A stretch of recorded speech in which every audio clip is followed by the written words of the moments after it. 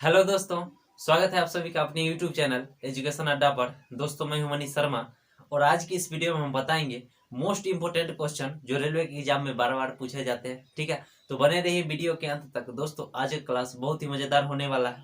ठीक है दोस्तों, अगर आप इस चैनल पर नए हैं तो चैनल को सब्सक्राइब कर लीजिए और बेल आइकन दबा करके ऑल नोटिफिकेशन सेट कर लीजिए ताकि मेरे हर क्लास का नोटिफिकेशन मिलता रहेगा। ठीक है, तो आइए शुरू करते हैं बिना देरी किए हुए फटाफट से। आज बहुत सारे क्वेश्चन का प्रैक्टिस करेंगे जो बार बार रिपीट होते हैं और एग्जाम में पूछे गए क्वेश्चन।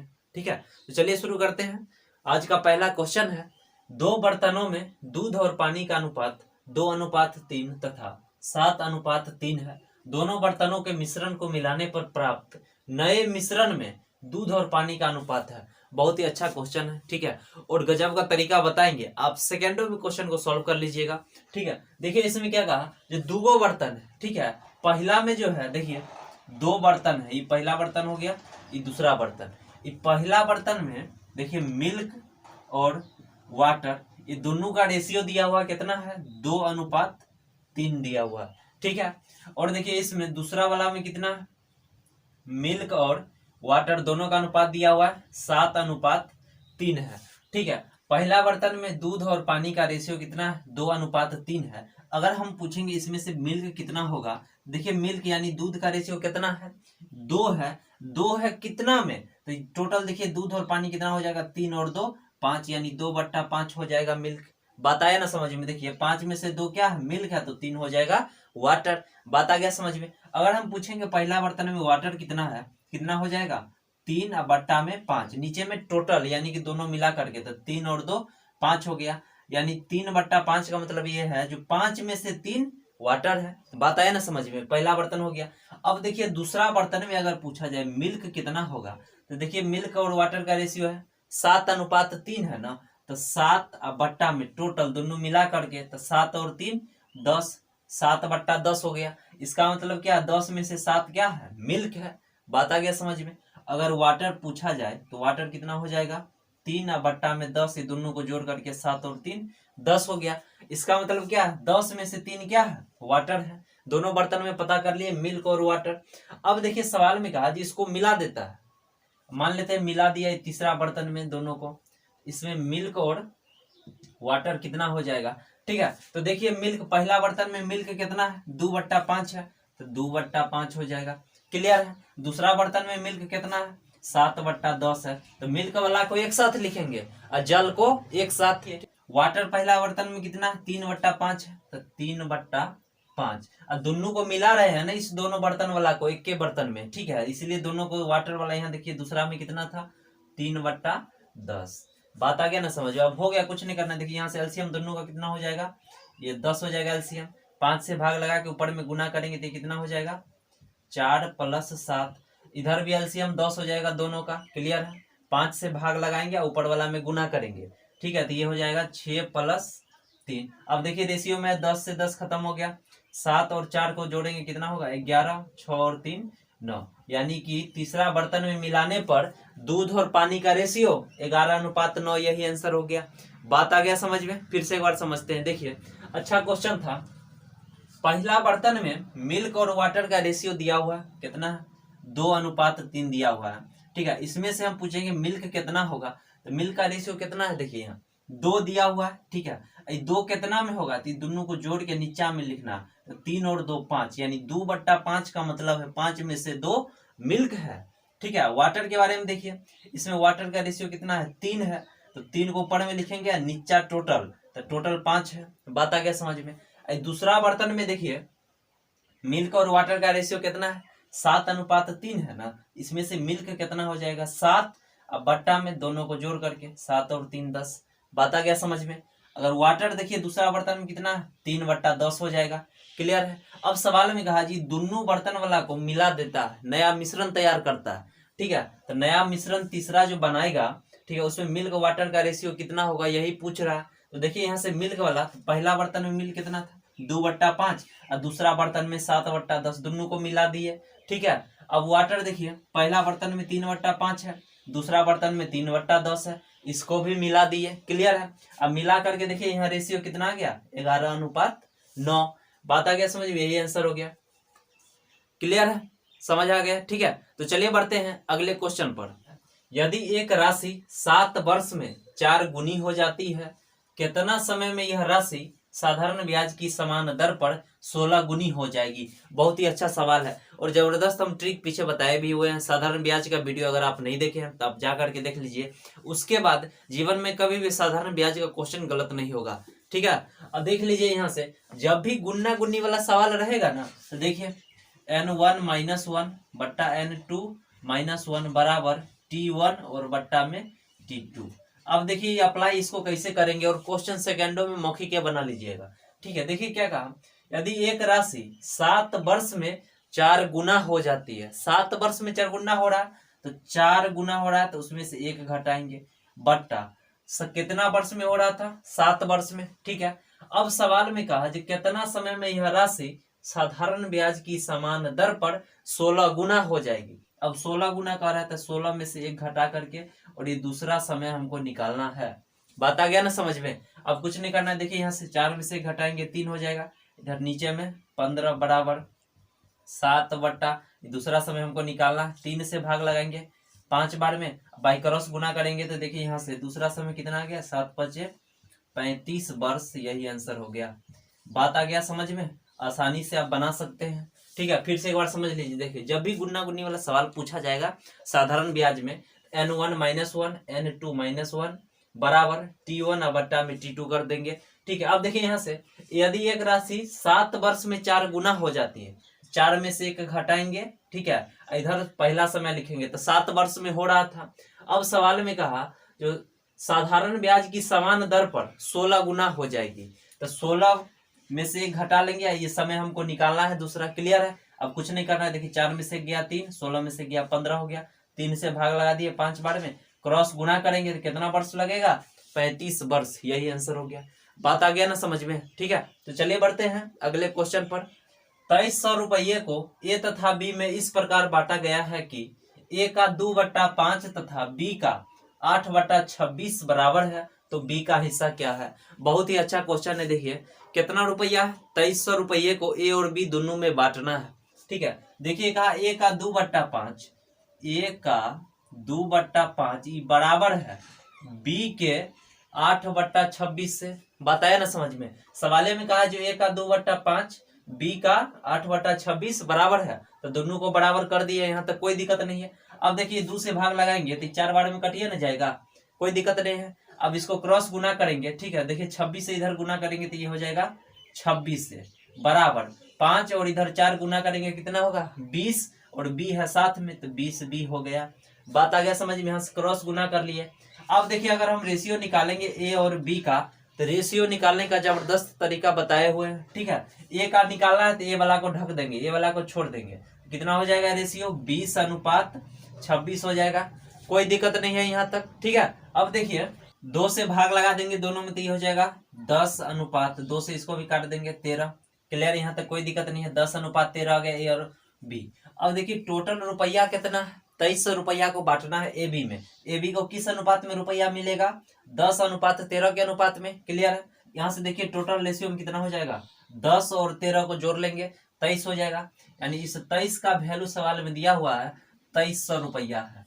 बात आ गया ना समझ में। अब बी का पूछ रहा है, बी का कितना है 13 है, तो 13 का वैल्यू निकाल देंगे, यहाँ से कितना हो जाएगा 2300 बट्टा में 23 गुना 13, क्लियर है, यहाँ तक कोई दिक्कत नहीं है। अब देखिए यहाँ से 23 से 23 काट यानी कितना आ गया 1300 रुपया बी को मिलेगा, यही आंसर हो गया।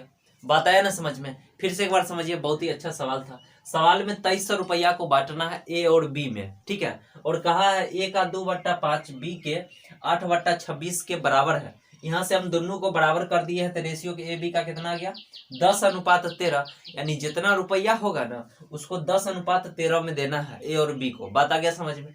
तो देखिए यहाँ से टोटल रेशियो में कितना हो जाएगा, दोनों को जोड़ेंगे तो 10 और 13 23 हो जाएगा। इस 23 का वैल्यू दिया हुआ था सवाल में 2300 रुपया है, बी वाला पूछ रहे यानी 13 का वैल्यू, 13 का निकाल दी कितना आ गया 1300 रुपया, क्लियर है, बात आ गया समझ में आसानी से, ठीक है। तो चलिए बढ़ते हैं अगले क्वेश्चन पर। पाइप ए किसी खाली टंकी को अकेले 4 घंटा में भर देता है, जबकि पाइप बी के साथ मिलकर यह उसे 3 घंटा में भर देता है।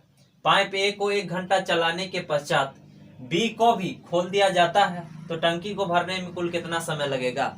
बहुत ही अच्छा सवाल है, ठीक है। देखिए इसमें क्या कहा, ए जो है अकेले 4 घंटा में भर देता है, ठीक है, और बी के साथ मिल करके यानी ए और बी दोनों मिल के भरेगा तो 3 घंटा में भरता है। बात आया समझ में। देखिए ए जो है अकेले भरेगा तो उसको 4 घंटा लगेगा, क्लियर है, और बी के साथ मिल करके यानी ए भी रहेगा साथ में और बी भी, ये दोनों मिल के भरेगा तो 3 घंटा लगेगा। बात आया समझ में। देखिए ए अकेले भरेगा तो 4 घंटा में भर देगा टंकी को, ठीक है। अब बी के साथ मिल करके यानी ये दोनों मिल के भरेगा तो 3 घंटा में भरेगा, ठीक है। तो सबसे पहला काम क्या करेंगे, इस दोनों का एलसीएम निकालेंगे, ठीक है। 4 और 3 का एलसीएम कितना हो जाएगा, 12 हो जाएगा, क्लियर है। ये क्या निकल गया, इतना लीटर का है, 12 लीटर का टंकी है, ठीक है। ए अकेले 4 घंटा में भरता है तो 1 घंटा में कितना भरेगा, तो 4 से भाग लगाएंगे 12 में, यानी कि 1 घंटा में ये 3 भरेगा, क्लियर है। दोनों मिल करके 3 घंटा में भरता है तो 1 घंटा में कितना भरेगा, तो 3 से भाग लगाएंगे यानी 4 भरेगा। यहाँ तक कोई दिक्कत नहीं है, बात आ गया समझ में, ठीक है। अब देखिए यहाँ से ए जो है अकेले 1 घंटा में कितना भर देता है, 3 भरता है। अगर बी भी अकेले भरेगा तो 1 घंटा में कितना भरेगा, देखिए ये दोनों मिल करके 4 भरता है, ए अकेले 3 भर देता है तो बी जो है 1 न भरेगा, 4 में से 3 घटा लेंगे। देखिए ए जो है अकेला 1 घंटा में 3 भर रहा, ठीक है, ये दोनों मिल करके 1 घंटा में 4 भर रहा है, तो सीधा बात है। देखिए ए अकेले 3 भरता है तो बी तो 1 न भरेगा।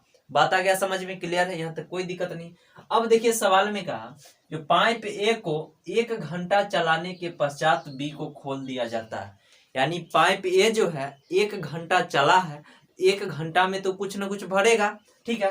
तो देखिए ए जो है 1 घंटा में कितना भरता है, 1 घंटा में 3 न भरता है, यानी 3 लीटर ये भर दिया, तो शेष कितना बच गया, देखिए शेष टोटल 12 लीटर का था, 12 में से 3 घटाएंगे यानी कि 9 बच गया। शेष 9 लीटर जो बच गया है इसको कौन भरेगा, ए और बी दोनों साथ में मिल करके भरेंगे। बात आ गया समझ में। तो देखिए यहाँ से 9 लीटर को अब कौन भरेगा, ये दोनों मिल करके, तो 3 और 1 4 हो जाएगा। यहाँ से यहाँ तक बात आ गया समझ में, कोई दिक्कत नहीं। इसको देखिए पूर्णांक में लिखेंगे तो 2.1/4 घंटा हो जाएगा, क्लियर। अब सवाल में कहा तो टंकी भरने में कुल कितना समय लगेगा, टोटल टाइम निकालना है। टोटल टाइम कितना लगेगा, तो देखिए टंकी शुरुआत में ए जो है 1 घंटा भरा है, उसके बाद है नहीं दोनों मिल के भरा है, तो ए जो है 1 घंटा भर दिया था शुरुआत में, ठीक है। उसके बाद ये दोनों मिल करके 2.1/4 घंटा यानी 2.1/4 घंटा में भर रहा है, क्लियर है। यहाँ से देखिए सबको जोड़ लेंगे, ये कितना हो जाएगा, 3.1/4 घंटा, यही आंसर हो गया। बात आ गया ना समझ में। फिर से एक बार समझा देते हैं। देखिए बहुत ही अच्छा सवाल है और इस टाइप के क्वेश्चन एग्जाम में पूछे जाते हैं, ठीक है। तो आपको वहां तुरंत सॉल्व कर लेना है, पहले ध्यान से समझ लीजिए इसको, ठीक है। देखिए क्वेश्चन था ए जो है 4 घंटा में भर देता है किसी टंकी को और बी के साथ मिल करके, यानी ए और बी दोनों मिल करके 3 घंटा में भरता है। बात आ गया ना समझ में। तो सबसे पहला काम क्या करना है, दोनों का एलसीएम निकालिए, ठीक है। पता चल गया 12 लीटर का टंकी है, ठीक है। अब देखिए ये 4 घंटा में भरता है, 1 घंटा में कितना भरेगा, 3 लीटर भरेगा, ठीक है। ये दोनों मिल करके 3 घंटा में भर देता है टंकी को, दोनों मिल करके 1 घंटा में कितना भरेगा, 4 भरेगा, क्लियर है। अब यहाँ से देखिए ये जो है अकेला 1 घंटा में 3 भर रहा है, बी अकेले 1 घंटा में 1 भरेगा। कैसे, देखिए ये दोनों मिल करके 4 भर रहा है, ए अकेले 3 भर रहा है, तो 4 में से 3 घटाएंगे, शेष 1 बचेगा तो बी ए न भरेगा। बात आ गया समझ में। अब देखिए क्वेश्चन में कहा पाइप ए को 1 घंटा चलाने के पश्चात, पाइप ए जो है 1 घंटा चला है, ठीक है। उसके बाद ए और बी दोनों मिल गया, तो देखिए तो ए जो है 1 घंटा में 3 भर रहा है यानी 3 लीटर भर देगा, तो शेष कितना बचेगा, 9 लीटर ना। इस 9 लीटर को कौन भरेगा, दोनों मिल करके, ए और बी मिल करके। तो देखिए ए बी मिल करके कितना भर रहा था, 3 और 1 4, तो 9 लीटर बचा हुआ था, 4 से भाग लगा दिया, यहाँ से कितना आ गया, 2.1/4 घंटा लगेगा, क्लियर है। अब टोटल टाइम पूछ रहा है, कुल टाइम, 1 घंटा पहले ए चला है और 2.1/4 घंटा इसमें ए और बी दोनों है, तो कुल मिलाकर के कितना घंटा हो गया, 3.1/4 घंटा, यानी कि 3 घंटा और 15 मिनट। बात आ गया समझ में, आसान सवाल था, ठीक है। तो चलिए बढ़ते हैं अगले क्वेश्चन पर। राधा को 300 किलोमीटर की दूरी 5 घंटा में तय करनी, वह कुछ समय के लिए 75 किलोमीटर प्रति घंटा की चाल से यात्रा करती है और शेष समय 55 किलोमीटर प्रति घंटा की चाल से यात्रा करती है, तो अधिक गति से राधा ने कितना समय यात्रा की। अधिक गति कहने का मतलब ये 75 किलोमीटर प्रति घंटा की चाल से। ठीक है, देखिए क्वेश्चन को समझ लीजिए। टोटल दूरी कितना जाना है उसको, 300 किलोमीटर। ठीक है, तो 300 किलोमीटर जाने में उसको 5 घंटे का समय लगता है टोटल। तो उसमें से उसका 2 चाल है, शुरुआत में हो गई है 75 किलोमीटर प्रति घंटा की रफ्तार से, और कुछ समय चलने के बाद फिर वो उसका चाल 55 किलोमीटर प्रति घंटा हो गया। देखिए बहुत ही अच्छा सवाल है। टोटल दूरी उसको जाना है 300 किलोमीटर। ठीक है, अब देखिए पहले अगर वो जाएगी 75 किलोमीटर प्रति घंटा की रफ्तार से, ठीक है, कितना समय यात्रा किया वो नहीं पता। मान लेते हैं जब x समय तक वो यात्रा की इस रफ्तार से 75 किलोमीटर प्रति घंटा की रफ्तार से। अब जो शेष टाइम बच गया ना, उसमें उसकी यात्रा का जो ये है 55 किलोमीटर प्रति घंटा। ठीक है, तो देखिए यहाँ से अब जो है 55 किलोमीटर प्रति घंटा, ठीक है, ये चाल है। और समय देखिए, अब टोटल समय 5 घंटा लग रहा था। ठीक है, उसमें से x घंटा तक इस चाल से चला, तो शेष कितना हो जाएगा, टोटल 5 है, उसमें से हम x घंटा घटा लेंगे, यही ना टोटल हो जाएगा। टोटल दूरी उसको जाना है 300 किलोमीटर, और 300 किलोमीटर जाने में 5 घंटे का समय लगता है। ठीक है, अब देखिए पहले वो 75 किलोमीटर प्रति घंटा की रफ्तार से कुछ समय के लिए, यानी मान लेते हैं x घंटा तक चली होगी। क्लियर है। अब शेष समय, तो शेष टाइम कितना बच गया, टोटल 5 घंटा लगता है, उसमें से x घंटा चल रही है तो घटा लेंगे ना, 5 में से x घटा लेंगे, उतना समय बचा हुआ है। तो इतना जो समय बचा हुआ है, इस समय में उसकी चाल 55 किलोमीटर प्रति घंटा है। बात आ गया समझ में। अब टोटल दूरी उसको कितना जाना था, 300 किलोमीटर। तो दोनों दूरी है ना, हो गया चाल और गुना में समय, दूरी होता है, अब बराबर में टोटल दूरी 300 किलोमीटर। बात आ गया समझ में आसानी से। अब देखिए इसको सॉल्व करेंगे तो कितना हो जाएगा, 75x प्लस 55 से दोनों में गुना करेंगे तो कितना हो जाएगा, 275 माइनस 55x बराबर में 300। कोई दिक्कत नहीं। आप देखिए 75x में से 55x घटा लेंगे, कितना बचेगा, ये 20x हो जाएगा बराबर। अब देखिए प्लस में है 275, उधर ले जाएंगे बराबर के उस साइड तो माइनस में चल जाएगा। क्लियर है। तो देखिए 300 में से 275 घटा लेंगे, ठीक है, तो आ जाएगा 20x बराबर इधर 25 आएगा। कोई दिक्कत नहीं है। x बराबर देखिए आ गया 25 बट्टा में 20, ये गुना में है, बराबर किधर लाएंगे तो भाग में चला जाएगा। क्लियर है।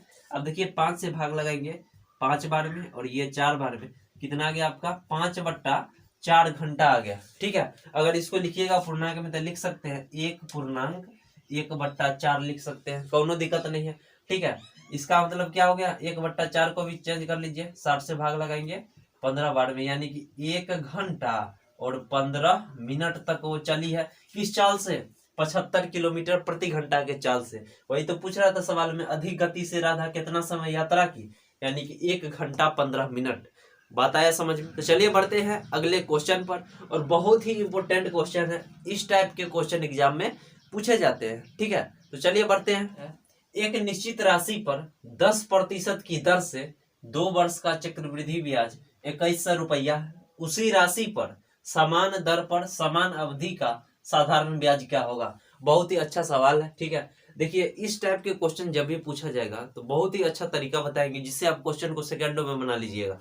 ठीक है, देखिए क्वेश्चन में क्या कहा, एक निश्चित राशि पर 10% की दर से 2 वर्ष का चक्रवृद्धि ब्याज 2100 रुपया है।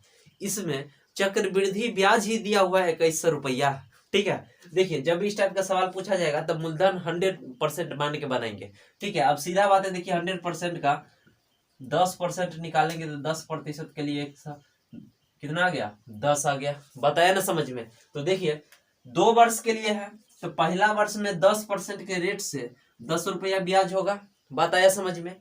दूसरा वर्ष में भी 10% के रेट से 10 रुपया ब्याज होगा, लेकिन इस 10 रुपया पर भी 10% की दर से ब्याज मिलेगा दूसरा वर्ष में। ठीक है, तो 10 का 10% निकालेंगे तो 10% के लिए बट्टा में 100। बात आ गया ना समझ में। अब यहाँ से देखिए 2 जीरो से 2 जीरो काट देंगे, यहाँ से कितना आ गया 21। चक्रवृद्धि ब्याज निकाल लिए 21, और सवाल में दिया हुआ है रुपया में 2100 रुपया है, तो 21 का वैल्यू कितना दिया हुआ है, 2100 रुपया है। क्लियर है। और हम 100 मूलधन माने हैं तो 100 का वैल्यू निकाल लेंगे, तो यहाँ से देखिए कितना आ जाएगा 2100 बट्टा में 21 और गुना 100, यानी कि मूलधन आ गया 10,000 रुपया। बात आ गया ना समझ में। अब हमको मूलधन पता हो गया 10,000 रुपया है। सवाल में कहा जो उसी राशि पर समान दर पर और समान अवधि का साधारण ब्याज क्या होगा। देखिए प्रतिशत SI बराबर क्या होता है, R गुने T होता है। ठीक है, रेट भी वही लेना है और समय भी वही लेना। तो रेट है 10%, समय 2 वर्ष के लिए। तो रेट है 10%, समय 2 वर्ष के लिए, यानी कि 20%। ये 20% क्या निकला है, प्रतिशत ब्याज निकल गया। इसका मतलब जितना मूलधन होगा उसका 20% ब्याज होगा। बात आ गया ना समझ में। अब देखिए आपको तो ब्याजे निकालना है भाई, ब्याज। तो मूलधन है टोटल यहाँ देखिए 10,000 रुपया। 10,000 रुपये का 20%, तो 20 और प्रतिशत के लिए बट्टा में 100। क्लियर है। अब देखिए 2 जीरो से 2 जीरो कट गया, गुना कर देंगे इस, कितना आ गया 2,000 रुपया ब्याज हो जाएगा।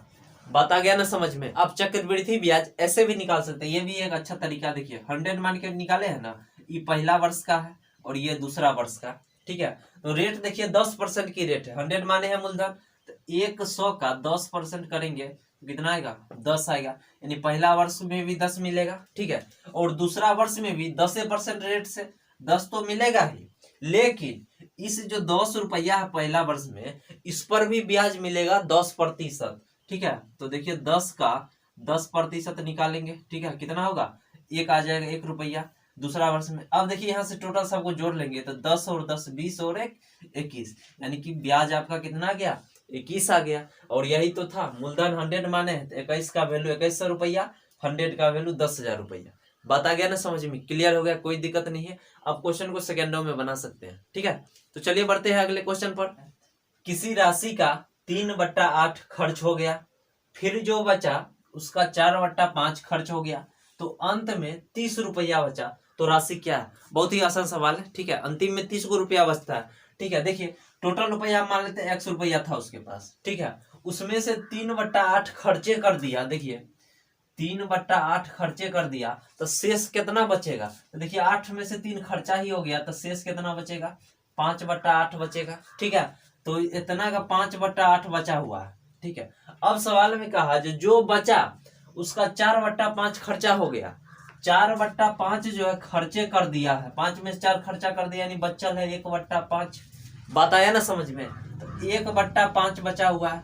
और सवाल का अंत में 30 रुपया बचल है, यानी कि बराबर में 30 रुपया बचा हुआ है। क्लियर है। अब देखिए 5 से 5 काट देंगे तो x/8 बराबर में 30 बचा हुआ है, तो x बराबर क्रॉस गुना करेंगे कितना होगा, 240 रुपया। यही आंसर हो जाएगा।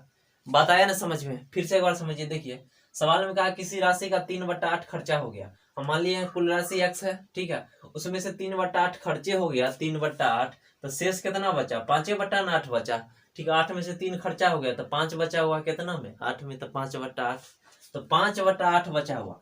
अब जो बच गया है उसका 4/5 खर्चा कर दिया, 4/5 खर्चा कर दिया तो बचा 1/5। ठीक है, 1/5 जो बचा है, अब का अंत में 30 रुपया बचल है। ठीक है, तो बराबर 30 रुपया हो गया। यहाँ से निकालिए हम, कितना गया, 240 रुपया। बहुत ही आसान सवाल था। ठीक है, चलिए बढ़ते हैं अगले क्वेश्चन पर। 25%, 20% और 10% के क्रमिक बट्टों के समतुल्य एक अकेला बट्टा है। बहुत ही अच्छा क्वेश्चन है डिस्काउंट का। ठीक है, और देखिए दोस्तों, जो लोग डिस्काउंट का वीडियो नहीं देखे हैं, नीचे डिस्क्रिप्शन बॉक्स में लिंक मिल जाएगा, आप वहां से जा करके वो डिस्काउंट का वीडियो देख लीजिए। जब भी इस टाइप का सवाल पूछा जाएगा, ठीक है, तो 100 मान करके बना लेंगे आसानी से अंकित मूल्य। ठीक है, 100 मान लेते हैं अंकित मूल्य। ठीक है, अब देखिए 100 पर पहले डिस्काउंट दे रहा है 25% का, तो 75% के लिए बट्टा में 100, फिर 20% का तो 80 बट्टा में 100, और फिर 10% का तो 90 बट्टा में 100। यहाँ तक कोई दिक्कत नहीं है। अब देखिए 2 जीरो से 2 जीरो कट गया, ये 2 जीरो से 2 जीरो, 25 से भाग लगाएंगे, 25 या 75, 25 चौके 100, 4 से ये 4 दूनी 8। अब 100 को गुना कर देंगे तो 3 दूना 6 को 9 से गुना करेंगे, कितना गया, 54 रुपया आ गया। अब 100 का सामान था 54 रुपया में दे रहा था, आपको छूट प्रतिशत निकालना है। ठीक है, तो 100 का सामान 54 में दे रहा था, तो घटा लीजिए, यहाँ से कितना आ गया, 46%। यही आंसर हो गया आपका। ठीक है, एकल अकेला जो बट्टा है कितना का, 46% का। बात आ गया समझ में, आसान सवाल था। ठीक है, तो चलिए बढ़ते हैं अगले क्वेश्चन पर। 11 छात्रों की औसत आयु 20 वर्ष है। यदि शिक्षक की आयु भी शामिल की जाती है तो औसत आयु 10% बढ़ जाती है, तो शिक्षक की आयु क्या है। बहुत ही खतरनाक ट्रिक बताएंगे जिससे आप क्वेश्चन को मौखिक के बना लीजिएगा। ठीक है, सीख लीजिए। देखिए इसमें सवाल में क्या कहा, 11 छात्र का औसत आयु 20 वर्ष है। 11 को छात्र का औसत आयु है 20 वर्ष।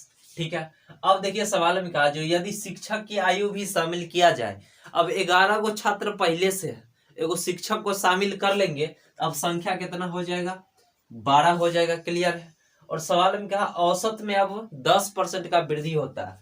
तो देखिए पहले जो था 20 था औसत, अब इसमें 10% वृद्धि करेंगे। 10% वृद्धि का मतलब 110% के लिए बट्टा में 100। क्लियर है, यानी कि 2 जीरो से 2 जीरो कट गया, कितना गया 22। अब औसत कितना हो जाएगा 22 होगा। बात आया समझ में? फिर से एक बार समझिए। देखिए 11 को छात्र का औसत आयु 20 वर्ष है, अब शिक्षक को भी शामिल कर लिया तो 11 को छात्र है, एगो शिक्षक आ गया, अब संख्या 12 को हो जाएगा। क्लियर है। औसत आयु में 10% वृद्धि होता है। औसत आयु 20 था और 10% बढ़ाएंगे तो 110%, तो प्रतिशत के लिए बट्टा में 100। अब यहाँ से देखिए 10% बढ़ा दिए, औसत आयु में कितना हो गया 22 हो गया, यानी कि अब औसत 22 है। अब कुछ नहीं करना है, तो शिक्षक की आयु क्या है, शिक्षक आयु निकालना है, कुछ नहीं। देखिए इधर अंतर कितना का 2 का, इधर अंतर कितना का 1 का। अब ये जो अंतर है 2 आया है, इधर अंतर, इस 2 को इससे गुना कर देंगे, इधर 1 जो आया है इसको इससे गुना करेंगे, शिक्षक का आयु पता चल जाएगा। देखिए तो 2 गुना 11 प्लस 1 गुना 22, यहाँ से कितना आ गया 44 वर्ष। यही आंसर हो गया। बात आ गया समझ में? आसान सवाल था। ठीक है। और देखिए आपको पास दूसरा तरीका भी है, आप ऐसे भी बना सकते हैं सवाल को। 11 को छात्र का औसत आयु 20 वर्ष है, यहाँ से योग निकालेंगे तो 11 गुना 20 करेंगे। क्लियर है। 11 को शिक्षक का औसत आयु पता चल जाएगा कितना 220। ठीक है। अब देखिए कहा है शिक्षक शामिल हो जाता है तब संख्या 12 को हो जाता है। ठीक है। और औसत में 10% का वृद्धि भी हो जाता है, तो 20 में 10% वृद्धि करेंगे तो 22 न हुआ था, तो 22 हो जाएगा। क्लियर है। अब 12 और 22 को गुना कर देंगे, दोनों को गुना कर देंगे 264 होगा। अब सीधा बात है भाई, शिक्षक का आयु पूछ रहा है तो शिक्षक का आयु उसमें से घटा लेंगे, यानी कितना गया 44 वर्ष। यही आंसर हो गया। ये सेकेंड मेथड था, ये भी अच्छा है। बात आ गया ना समझ में? क्या करेंगे 11 को छात्र का 20 वर्ष गुना कर लीजिए, योग पता चल गया। ठीक है। अब शिक्षक आ गया है तो 12 को हो जाएगा टोटल संख्या, और 10% औसत बढ़ाएंगे 22, यानी 264 हो गया। देखो शिक्षक बढ़ा तो यहाँ भी योग में वृद्धि हो गया। क्लियर। तो घटा लेंगे 220, यानी 44 वर्ष के हो जाएंगे। क्लियर। दो संख्याओं का योग 14 है तथा उनके वर्गों का अंतर 56 है, तो संख्या क्या है? बहुत ही अच्छा क्वेश्चन है। देखिए दो संख्या का योग दिया हुआ है 14, ठीक है। हम पहला संख्या x ले लेते हैं, दूसरा y, दोनों को जोड़ेंगे तो योग दिया हुआ है 14। क्लियर है। अब देखिए सवाल में कहा वर्गों का अंतर जो है 56 है, यानी x² माइनस y², यही ना दोनों का अंतर हो जाएगा। ये सवाल में दिया हुआ है 56 है। क्लियर। बात आ गया समझ में? अब देखिए एक चीज पता होगा, a² माइनस b² बराबर क्या होता है, एक बार जोड़ देते हैं और एक बार घटा लेते हैं, यानी a प्लस बी और a माइनस बी, यही ना होता है। यहाँ से देखिए तो उसी फॉर्मेट में है ना, तो इसको एक बार हम जोड़ लेंगे x प्लस वाई और एक बार घटा लेंगे x माइनस वाई, बराबर में 56 दिया हुआ। अब देखिए आपको x प्लस वाई का वैल्यू पता है, इसका x प्लस वाई कितना है, दोनों का योग 14, तो गुना में है, बराबर इधर जाएगा तब भाग में हो न जाएगा। क्लियर है। x माइनस वाई बराबर हो जाएगा 56 बट्टा में 14, 14 से भाग लग जाएगा 4 बार में। क्लियर, कोई दिक्कत नहीं। अब देखिए x प्लस वाई बराबर 14 आ गया और x माइनस वाई बराबर 4 है। ठीक है। अब देखिए इसमें अगर आपको x का वैल्यू निकालना है तो दोनों को जोड़ के 2 से भाग लगा लेंगे। ठीक है। y का वैल्यू निकालना है तो दोनों को घटा के 2 से भाग लगा लेंगे, मतलब सेकेंडों में आंसर बन जाएगा। देखिए पहले x वाला का निकालेंगे तो क्या करेंगे, दोनों को जोड़ लेंगे तो 14 प्लस 4 बट्टा में 2, यानी कि कितना आ गया, x का मान 9 आ जाएगा। y का अगर निकालना है तो दोनों को घटा करके तो 14 में से 4 घटा लेंगे, 2 से भाग लगाएंगे, कितना आ जाएगा 5 आ जाएगा, यानी एगो 9 हो गया और दूसरा 5। यही आंसर हो गया। बात आया ना समझ में? आसानी से, कुछ सवाल में नहीं करना था। दो संख्या का योग, एगो संख्या x ले लिया, दूसरा y, दोनों का योग दिया हुआ था 14 है और वर्गों का अंतर 56 दिया हुआ था, तो a² माइनस b² बराबर a प्लस बी और a माइनस बी होता है। ठीक है। यहाँ से एक बार जोड़ दिए हैं, घटा दिए, x माइनस वाई कितना आ गया 4 आ गया। क्लियर। देखिए अगर इस टाइप में जब भी रहेगा x प्लस वाई 14 है, x माइनस वाई 4, x का वैल्यू निकालना है तो दोनों को जोड़ के 2 से भाग, y का निकालना है तो दोनों को घटा के 2 से भाग लगाएंगे, आंसर आ जाएगा। ठीक है। अगर देखिए आपको ऐसे बनाने का इच्छा नहीं है, एक और उपाय है। ठीक है, देख लीजिए दूसरा तरीका। ठीक है, दूसरा तरीका क्या है, जो आपको पता है x प्लस वाई बराबर 14 आ गया है और x माइनस वाई बराबर 4 है। अब कुछ नहीं करना है, देखिए जब दोनों को जोड़ेंगे तो एक खत्म हो जाएगा, इधर क्या हो जाएगा 2x बराबर 14 और 4 18 हो गया। अब दूसरे भाग लगाएंगे तो x का मान नहीं आ गया 9, जब x का मान 9 आ गया तो y का कितना आएगा 5 आएगा। यही आंसर हो गया। बात आ गया ना समझ में आसानी तरीके से। ठीक है, तो चलिए बढ़ते हैं अगले क्वेश्चन पर फटाक से। वस्तु को 135 रुपया में बेचने पर क्रय मूल्य का 2/7 लाभ होता है, तो वस्तु का क्रय मूल्य क्या है। बहुत ही अच्छा सवाल है। ठीक है, देखिए इसमें क्या कहा, जो क्रय मूल्य का 2/7 लाभ है, ठीक है, सीपी प्रॉफिट। अब देखिए क्रय मूल्य का 2/7 लाभ का मतलब क्या, क्रय मूल्य का 2/7 लाभ यानी कि अगर 7 क्रय मूल्य होगा सीपी तो प्रॉफिट कितना का होगा 2 का हो जाएगा। यही ना हो गया 2/7 का मतलब क्रय मूल्य का 2/7 लाभ होता है, यानी कि सीपी क्रय मूल्य अगर 7 होगा तो प्रॉफिट 2 का होगा। बात आ गया समझ में। 7 रुपया का सामान पर 2 रुपया का प्रॉफिट कमाया है तो बेचा होगा कितना में, सीधा बात है भाई, जो कि बेचा होगा कितना में 7 और 2 9 रुपया में बेचा होगा। ठीक है, तभी ना 7 का सामान 9 में बेचेगा तो 2 रुपया का प्रॉफिट होगा। बात आया ना समझ में, यहाँ तक कोई दिक्कत नहीं। अब सवाल में कह रहा है 135 रुपया में बेच रहे हैं, यानी 9 का वैल्यू 135 है तो क्रय मूल्य पूछ रहे हैं, यानी 7 का निकाल दीजिए। तो 135 बट्टा में 9 गुना 7, भाग लगाएंगे 15 बार में कट जाएगा, 15 7 से गुना करेंगे 105 रुपया। यही आंसर हो गया। बात आया समझ में। फिर से एक बार समझते हैं। देखिए कहा, जो किसी वस्तु को 135 रुपया में बेचने पर क्रय मूल्य का 2/7 लाभ होता है। क्रय मूल्य का, ठीक है, क्रय मूल्य अगर 7 होगा तो प्रॉफिट कितना का होगा 2 का हो जाएगा, कोई दिक्कत नहीं है। अब सीधा बात है भाई, 7 का सामान पर 2 का प्रॉफिट है, यानी बेचे होइएगा 9 रुपया में। ठीक है, 7 का सामान तभी ना 2 रुपया का प्रॉफिट होगा।